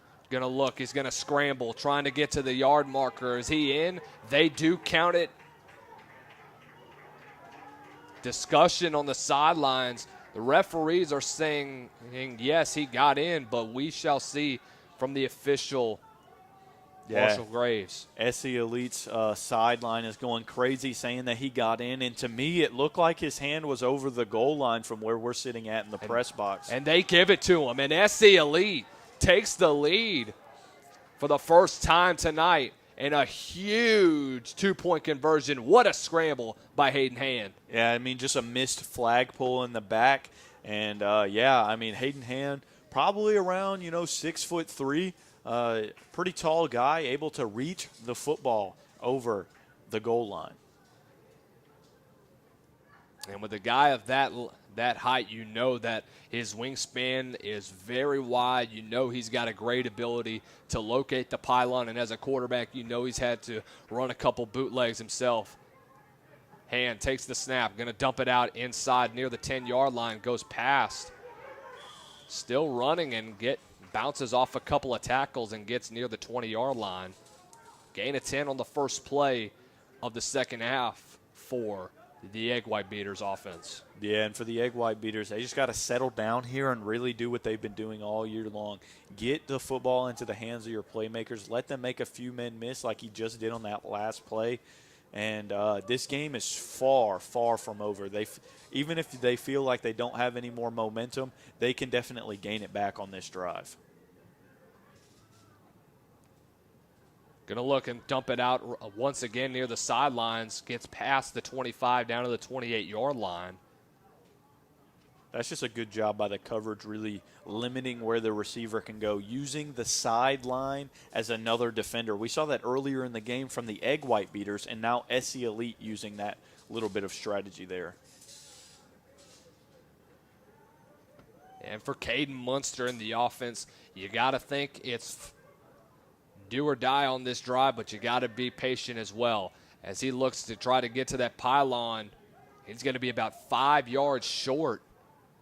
And that will bring up a 4th down and about 5. Yeah, and what you'll see a lot of teams do in flag football, I mean, there's essentially no point in punting the football. What we do here at Southeastern, it's a little bit different than what they do at State. If they do win and go up to UL Monroe, you actually punt the football. Well, what they do here is a simulated punt. So you're essentially just giving the opponent the football where they would start a normal drive at halftime. Munster takes the snap, looks to the sticks, and that's going to be dropped in a huge 4th down stop for SC Elite as they take over inside the 40-yard line and inside of Egg White Beaters territory. Yeah. It looks like they might still be out there on offense. Yeah, they are still out there on offense. A little bit of a miscommunication on that curl route. I think they wanted maybe the QB thought he was going to run it a little bit deeper and more to the outside. I mean, it's the perfect route to call against zone coverage, but just a little bit of a miscommunication from them two there. Gets near the sticks, and he now officially has the 1st down. I thought it was initially 4th down because I looked at the side judge on the sideline, and he held his fist up that's signaled 4th down. But a huge pickup for the Egg White Beaters as the offensive drive continues, as we might be under 15 minutes and counting. Yeah, they did a little bit of a pick play there. They got their receivers to run routes really close to each other to kind of, balance out those defenders who were in the area. Munster looks, going to roll to his right, pump fake. Going to go back across the field, down inside the 45, and a great route concept. and gets near first down yardage down to the 43-yard line. And the Egg White Beaters starting to matriculate the football down the field. Yeah, and I mean, you could tell he wanted to go deep there. His eyes were looking at those two crossing, or the one post, that was downfield. Unfortunately, the safeties played it well. They both were down there, so it was double coverage, and he decides to dump it off to one of his guys. Munster right near the sticks, and he gets the first down, so it'll be 1st and goal for the Egg White Beaters. Yeah, a little bit of incidental contact there. That's obviously going to come whenever you're playing football. Football is just in nature a physical sport. Good no call by the refs there. Let them play, as this game has become a lot more competitive than what we saw with the Greeks. And, you expected that, Jules. And for this one, we didn't know who was going to be coming in. Obviously, there's no real overwhelming favorite, but we do have a couple of underdogs that have shown their stuff as we enter the final few minutes. Going to take a deep shot down to the end zone, and that one's going to be out of bounds, out of the back of the end zone. Yeah, they call it incomplete, and it was way out of bounds. SC Elite's sideline was jumping up for joy, thinking that they had a pick. But as a former player, it is really hard to tell where those end zones are from further back because, you just have a pylon. So it's really hard for the QB to gauge where that back line is. And unfortunately, he throws this one too deep for his receiver and too deep for the DB to pick it off too. Yeah, well out the back of the end zone, about 3 yards out the end zone as Munster takes the snap. Plenty of time. Going to look down the field. He's got a man open in the back of the end zone. And that's going to be incomplete as the ball once again is out of the end zone for the second consecutive play, and it brings up 3rd and goal for the Egg White Beaters. Yeah, and that's, a problem for teams that, like to throw it deep. Once you get into the red zone, there's just not a lot of opportunity to throw the ball too deep. And, obviously they aren't necessarily in the red zone right now, but they're not too far away from the goal line either. They don't have the full field to play with. So another big 3rd down comes for the Egg White Beaters as they look to retake the lead in what has been a back-and-forth fourth quarter so far. Munster takes the snap, is going to roll to the right, looks down the middle of the field. That's going to be picked off. And the SC Elite is jumping up and down on the sidelines. Another big INT. No doubt about that one. That one was clearly inbounds, and just a little bit of a bad decision there by Munster, throwing into double coverage, and that's just great zone play by SC Elite. And a huge turnover for SC Elite as they look to extend their lead on the ensuing possession, and a huge defensive stand for the Elite defense. Yeah, and with a constant running clock, I don't expect SC Elite to do anything swiftly here. They'll be, making Marshall give them the 10-second countdown on their play clock almost every single down. You're in control of the game, albeit by 1 point, but you definitely don't have to rush this possession. Looks going to dump it out into the flats. Past the 40, down to the 45-yard line. As like you said, Jules, it's about matriculating that clock, letting it run down to around the 10-second timer, get the snap off, and just waste as much clock as possible as the final minutes tick down here in our second game of our Southeastern Intramural Flag Football Championship game. Yeah, and with that last play, you're completely fine with those little dump-off plays. It's giving you a few yards every single time, and you're keeping your offense out onto the field for another play. And looks, dumps it out across the field, and that's going to be just past the 45, and a flag comes in for more contact, and that's going to bring on about 10 to 15 more as SC Elite continues its drive down the field. Yeah, that was a lot of teams' strategy this year, was to do what I like to call the wrap and pull. You try and wrap the guy up first and then pull his flags. The refs are not really letting that go this year. Marshall harped on it at the beginning of the year that they really wanted to cut down on that. And, I mean, that time it didn't even really look like he was going for the flag there. He just kind of wrapped them up top around his arms.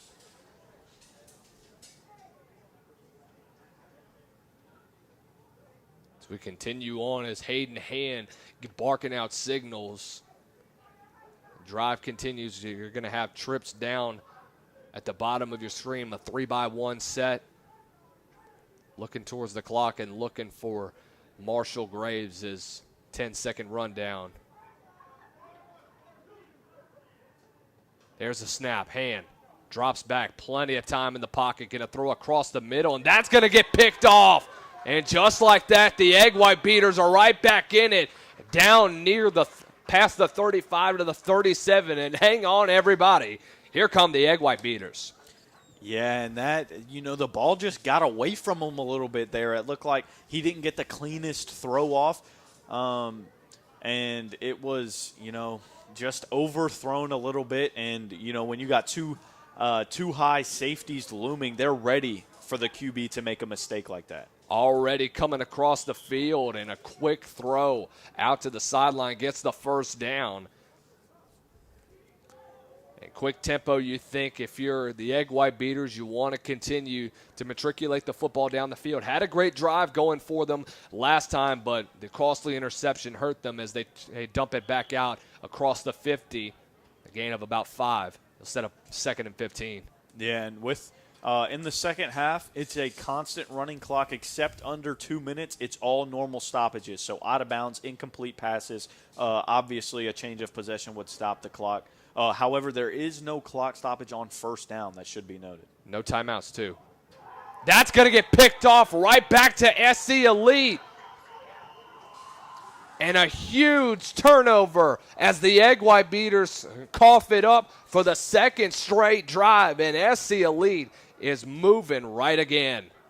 Yeah, and SC Elite, a little uncharacteristic of what they've done this year, not really rushing too many people, but the middle linebacker making a great read on the ball there. Now, if you're SC Elite, you really have to come out here and execute on this drive and try and dwindle this clock down even farther. Got to be smart with the football, too. Don't take any deep shots down the field. Keep everything in front of you, and don't let an incomplete pass or any other mistake hurt you. Yeah, and if you're the Egg White Beaters, you got to be making a play on the football every single time. You got to be going for the football. This game is it's dwindling down. There's not too much time left. Looks to the sideline for a signal. Hand takes the snaps, going to roll out. Looks, throws across the middle, and that's picked. Nearly intercepted again. Boy, another dangerous throw from Hayden Hand, and you got to be thinking, what are you doing? You got to be conservative with the football and not cough it up. Yeah, both of these teams being a little bit sloppy in the second half, and maybe it's, what I talked about, a lot of these guys playing both ways, they're getting fatigued, and, maybe their receivers aren't getting to the spots where they need them to be, and so they're having to go to their second, third read. And whenever you're asking a quarterback to go that far into his reads, I mean, he's all the way across the field trying to throw it back over here, and that was, a tough break for SC Elite that wasn't picked off. Hand tosses it out to the right side, running pattern, and he picks up the first down and a lot more. Past the 40 down to the 36-yard line. Little toss weak action. No blockers in front of him, but good job of working the sideline in a big first down for SC Elite. Yeah, actually in flag football, you're not allowed to block on run plays.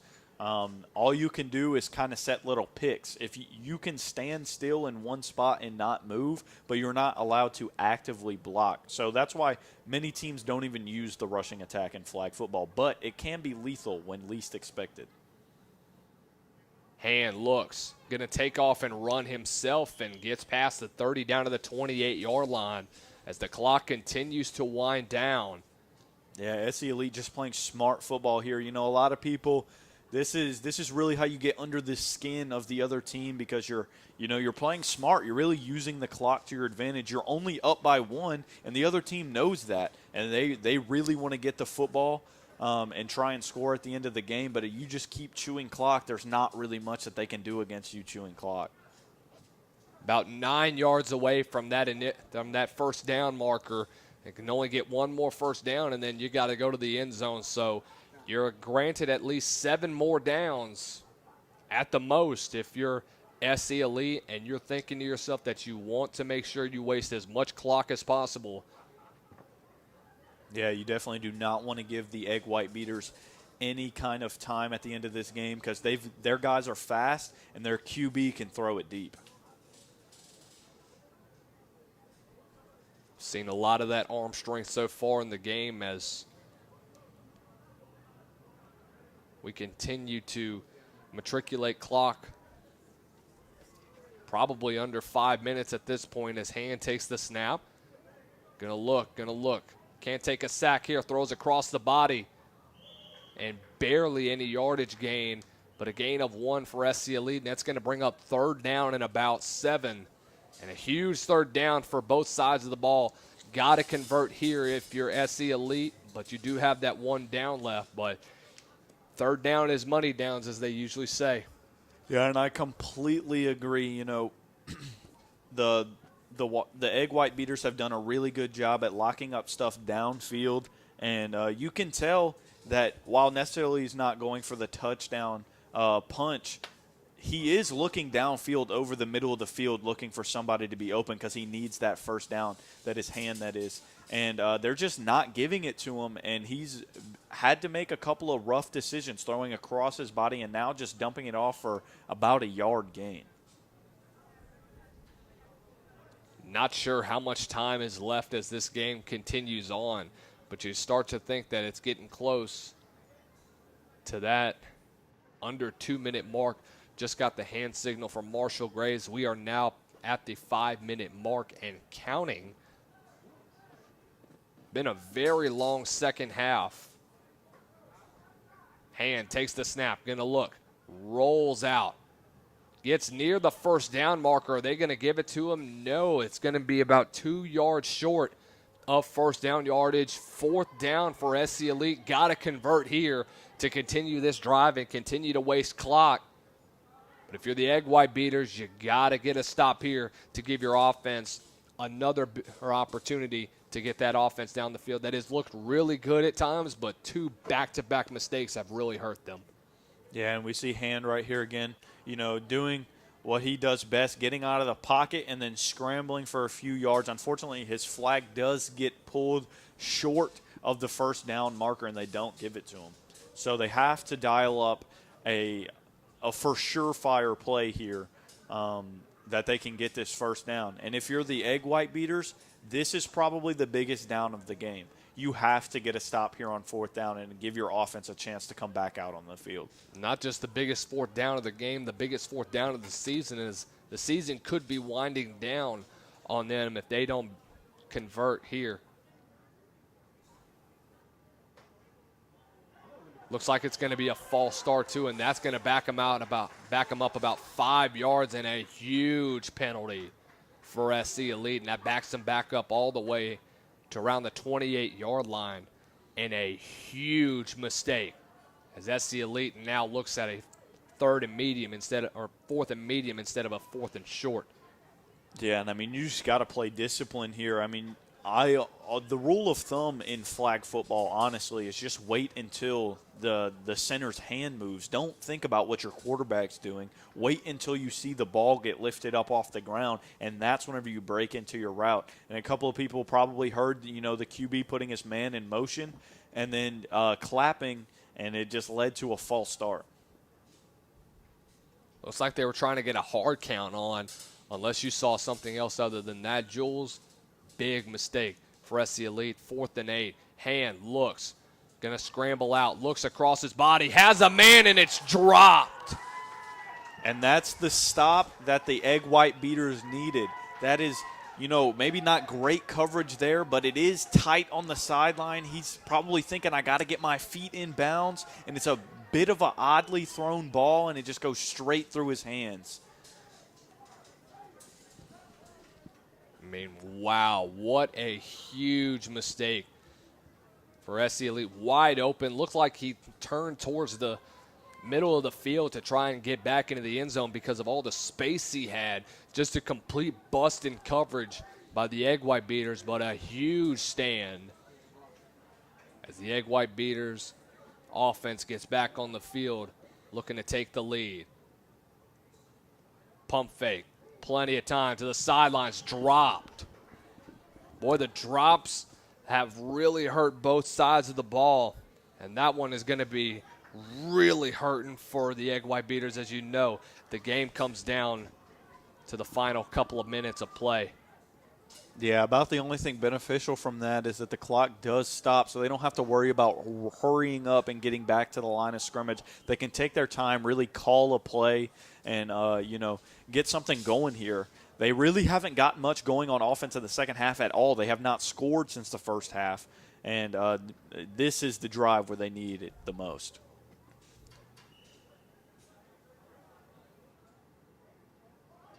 Going to take a batted ball in the air. It's going to be caught by the quarterback. And boy, what a huge, huge batted ball. And that's going to benefit SC Elite as a flag comes in. That is the rule that we talked about earlier. I don't remember if it was earlier in this game or in the last game, but you are not allowed to do 2 forward passes. So whenever he caught it and tried to throw it forward again, that is technically an illegal forward pass, and it is not allowed. So while he caught the ball behind the line of scrimmage, you are only allowed 1 forward pass per play. And a huge, huge penalty. Got to get down to the 40-yard line for a first down. It looks like it's going to be 3rd down as the Egg White Beaters looking to continue their drive.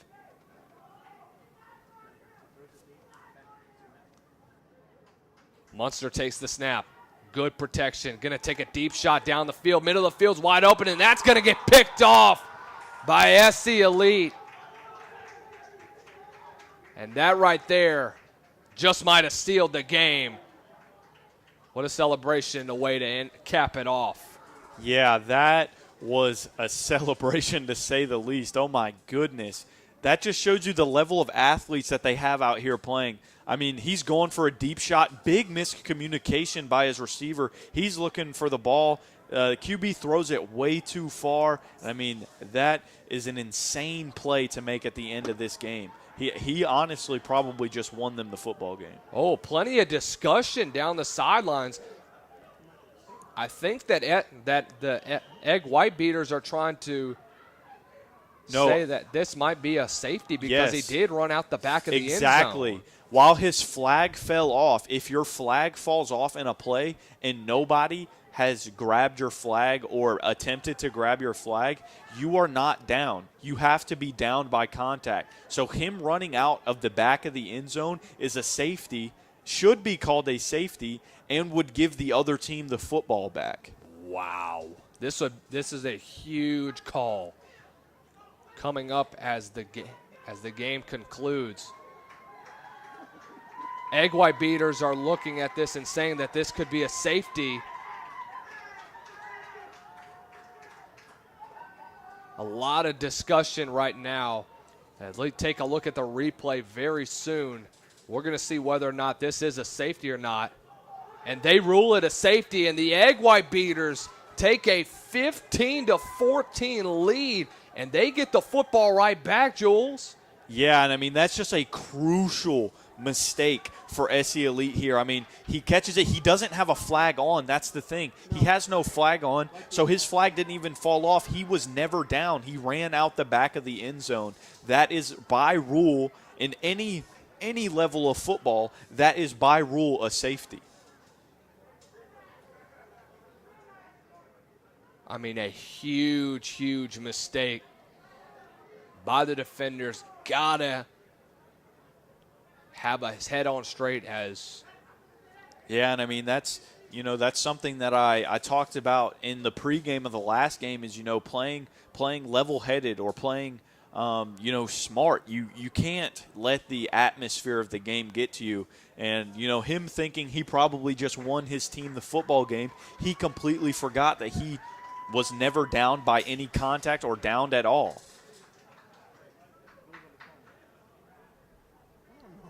And I guess that's the conclusion of the game. I think the game's over. I don't think there might not have been any time left on the clock. I wonder if he wants to interview the referee to see if we can get an explanation. I don't know. I'm really confused at what's going on here because you can see the team still huddling up. So I'm not sure. You know, we don't have a running clock. That's the refs down on the field. So it almost looked like they were looking for a replay of the play, but he ran out of bounds 15 yards.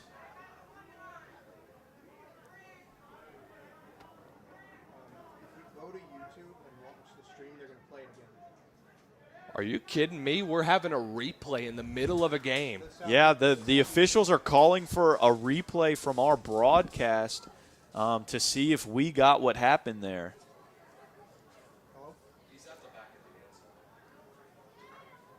As we take a look at this again, here's Munster. He takes the snap. He's going deep, and it's obviously picked off. That's not a question. He doesn't have a flag on. There's no flag on his body.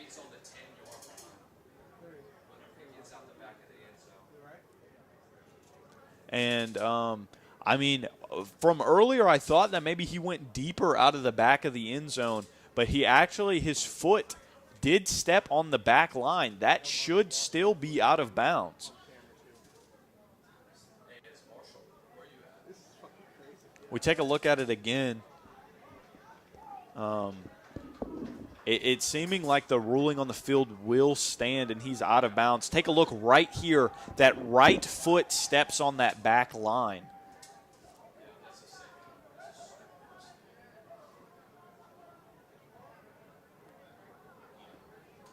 That is a huge call at this point in the game.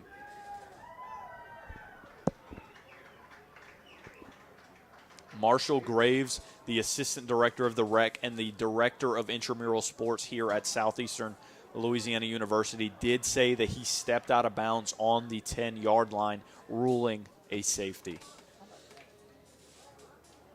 I mean, what a way for this game to go on. You never know. This is why we broadcast these games, is because you never know when plays like that happen. You always want instant replay in games like this. Perfect opportunity for that, and boy, that's a huge, huge mistake if you're SC Elite. Yeah, and I mean, that's just, you're celebrating way too early. Again, he probably think he just won his team the football game. And, you know, he never had a flag on. You know, maybe there could have been an argument if he had a flag on and his flag fell off that he would have been down. But he did not have a flag on for that entire play. So by rule, he is only down by a one-hand touch, and he runs out the back of the end zone. Huge, huge mistake. Not sure if they're going to call game or not, because it looks like Egg White Beater's offense is still out on the field. Yeah, I would guess that they have to run a few more plays. I mean, I'm not 100% sure where the time is, but it is 20-minute halves, so we've been here for quite a minute. There's probably not too much time left in the game, but the Egg White Beaters are looking like that they think that they have won this game.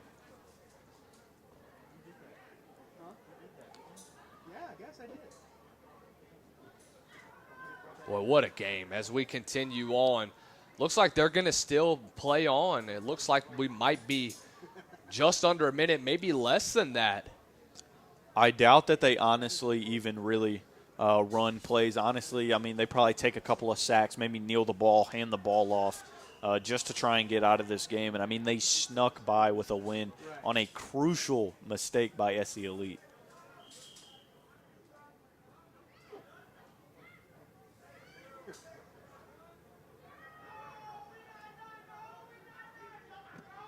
It's been a crazy, crazy into this game.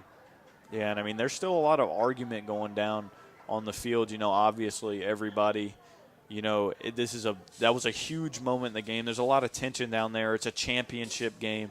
I mean, lucky enough, we were, broadcasting. We're able to show a couple of replays to see what really happened there, because that's a crucial call.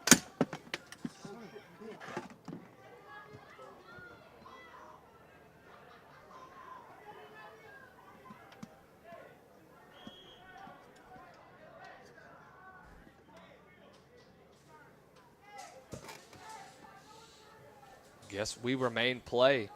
Don't know how many plays they're going to run, just knowing that all we need is a couple of snap downs as they're going to continue on play. White Beaters are going to let this play clock run. Yeah, I do believe that SC Elite probably still had a few timeouts left, and they were going to try and do something, but that is the end of the game. And congratulations to the Egg White Beaters. The inaugural broadcast of our Southeastern Intramural Flag Football Championship, brought to you by the Southeastern Channel and the Big Game, will go to the Egg White Beaters in controversial fashion in a 15-14 victory for the Egg White Beaters. Jules, your final thoughts as we close out another wild ending to this game. Yeah, honestly, I thought both teams played great in the first half. Both teams got super sloppy in the second half, and that really showed on, both sides of the ball. You throw a pick, but then the defense is sloppy and runs out the back of the end zone. So, anything can happen in these football games. And, that was shown here today. And with that, we're going to take a quick break. We will be right back with our post-game interview. Potentially, we may be interviewing the referee of this football game. We'll be right back.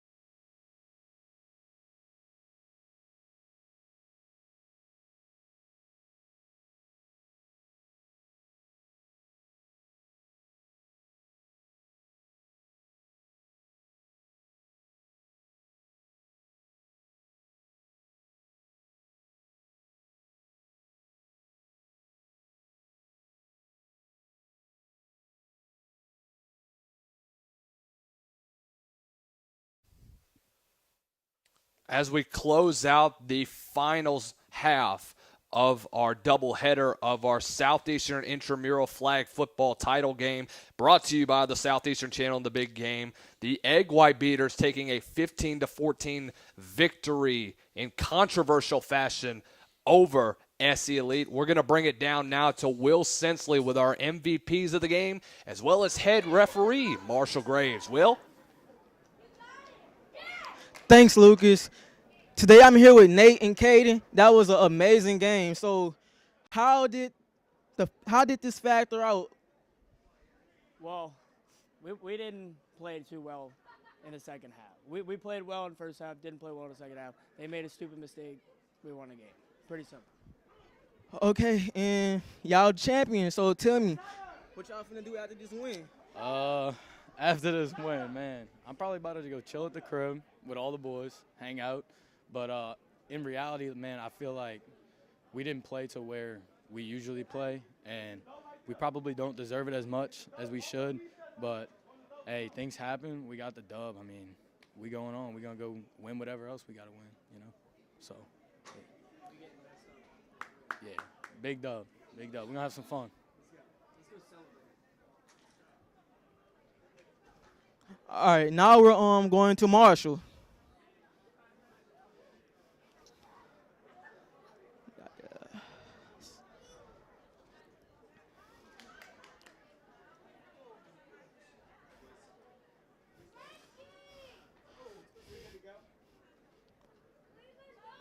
Now, Marshall, you're the director of all this.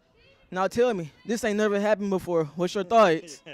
Yeah, we definitely, in my 2 years here, I've definitely never had to pull that rule out of the rule book. But it's a crazy way. Intramural's always in some type of crazy way. But obviously we had a pick that would have sealed the game, runs out the back of the end zone, turns into a safety for the team to go up by one. So really hate it for SC Elite.